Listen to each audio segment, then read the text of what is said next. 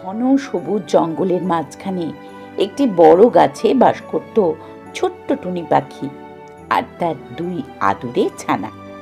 টুনি ছিল জঙ্গলের সবচেয়ে ছোট আর দুর্বল পাখি, তাই বড় বড় পাখিরা প্রায় তাকে নিয়ে হাসাহাসি করত।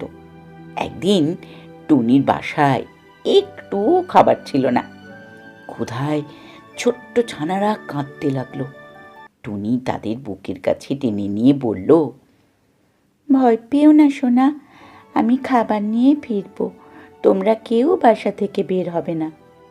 খাবারের খুঁজে বের হওয়ার আগে টুনি কাক মামার কাছে গিয়ে বলল, কাক মামা, আমার ছানাদের একটু দেখে রাখবেন। চিন্তা করো না টুনি, আমি নজর রাখবো। এরপর টুনি পাশের বাসায় থাকা চিলকেও বলল, চিল কাকা, আমার ছানাদের একটু খেয়াল রাখবেন। নিশ্চিন্তে যাও, আমি আছি।